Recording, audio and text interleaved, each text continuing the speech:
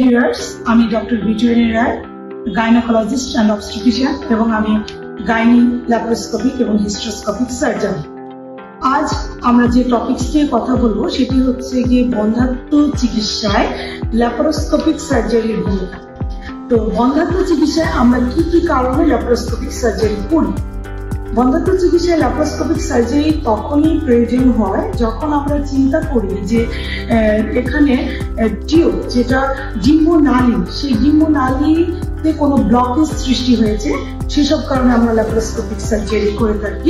এছাড়া আমরা দেখছি যে বারবার ডিম ফোটার ওষুধ খাবার পরও কোনো দম্পতি কাঙ্ক্ষিত ফলাফল অর্জন করছে না।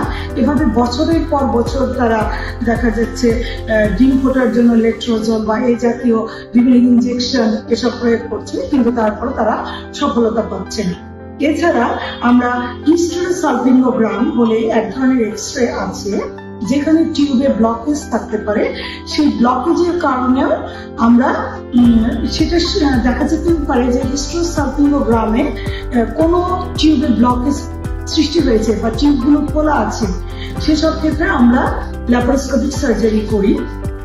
এছাড়া আমরা এটাও দেখতে পাই যে saline infusion sonography plus transvaginal যে আল্ট্রাসনো, সেই আল্ট্রাসনের পদ্ধতিতে যদি দেখা যায় যে জরায়ুর অভ্যন্তর ভাগে কোনো টিউমার আছে, যেটাকে সাবমিউকাস ফাইব্রয়েড বলে, কিংবা এমন হতে পারে যে জরায়ুর ভেতরের দেয়ালে টিউমার আছে, যেটি তার বারবার গর্ভপাত বা গর্ভধারণের অসুবিধা সৃষ্টি করছে, সেসব ক্ষেত্রে আমরা মায়োমেক্টমি বলে যে সার্জারি, সেটি কিছু ক্ষেত্রে ল্যাপারোস্কোপিক পদ্ধতিতে হয়, আর যদি সেটার লোকেশন জরায়ুর ক্যাভিটির ভেতরে হয়, সেটি কিন্তু হিস্টেরোস্কোপিক বা জরায়ুর অভ্যন্তরের এন্ডোস্কোপিক সার্জারির সাহায্যে দূর করা যায়।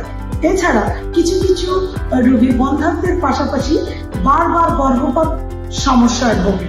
তো সেসব ক্ষেত্রে দেখা যায় তার জরায়ুর অভ্যন্তরে কোনো পার্টিশন করে আছে বা জরায়ুর ভেতরে কোনো টিউমার, কিংবা পূর্বে গর্ভপাতজনিত কারণে তার বারবার এমআর, ডিএনসি এসবের কারণে তার জরায়ুর পর্দাটা লেগে আছে, সেসব কারণেও কিন্তু এন্ডোস্কোপি বা হিস্টেরোস্কোপিক সার্জারির প্রয়োজন হতে পারে। এছাড়া দেখা যায় যে কোনো কোনো রোগীর ক্ষেত্রে পূর্বে একটপিক প্রেগন্যান্সি হয়েছে বা টিউবে গর্ভধারণ হয়েছে, সেই টিউবে গর্ভধারণের কারণে তার টিউবটি আক্রান্ত থাকতে পারে এবং ওই একটা টিউব কাটা পড়েছে কিংবা অন্য পাশের টিউবটিও আশেপাশের সাথে লেগে আছে, সেক্ষেত্রেও তার বন্ধ্যাত্ব সৃষ্টি হতে পারে। সেগুলো কিন্তু ল্যাপারোস্কোপি বা হিস্টেরোস্কোপিক সার্জারির সাহায্যে সেগুলো ঠিক করে দেওয়া যায়।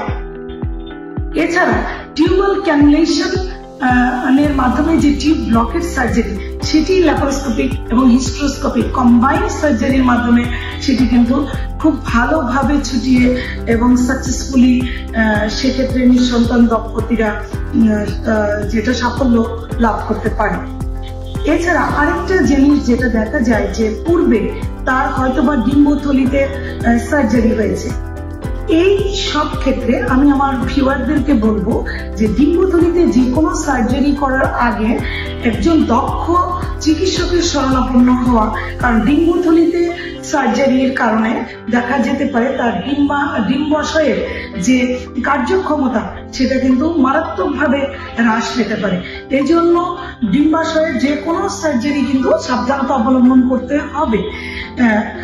এছাড়া আমরা দেখি যে চকলেট সিস্ট বা এন্ডোমেট্রিওসিস, এটি কিন্তু একটি বন্ধ্যাত্বে একটি অত্যন্ত জটিল রোগ হিসেবে চিহ্নিত করা যায়, যেটি বারবার করে সার্জারির পরেও ফিরে আসতে পারে এবং এই ধরনের চকলেট সিস্ট থাকলে অনেক রোগীরই দেখা যায় যে টেস্ট টিউব পদ্ধতি বা আইভিএফ পদ্ধতি পর্যন্ত তাদেরকে যেতে হতে পারে।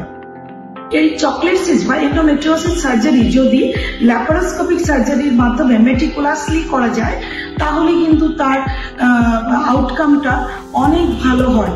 এবং বিশেষ করে যখন এন্ডোমেট্রিওমা বা চকলেট সিস্টের সাইজ 6 সেন্টিমিটার বা 5 সেন্টিমিটারও অধিক থাকে বা উভয় পাশে ডিম্বতলীকে এফেক্ট করে, সেসব ক্ষেত্রে দেখা যায় অনেক সময় ফার্টিলিটি প্রিজার্ভেশন হিসেবে আগে তার ডিম্বাণুটাকে তৈরি করে ডিম্বাণুটাকে ফ্রিজিং করেও পরবর্তীতে ল্যাপারোস্কোপিক সার্জারি করা হয়। তো ধন্যবাদ ভিউয়ার্স, আজকে আমরা এ পর্যন্তই বললাম। তো ল্যাপারোস্কোপি এবং হিস্টেরোস্কোপিক সার্জারির সাহায্যে বন্ধ্যাত্বের কিন্তু আমূল পরিবর্তন হয়েছে এবং সেটি জেনে আশা করি সবাই উপকৃত হবে। ধন্যবাদ। Medinet. Best care, best life.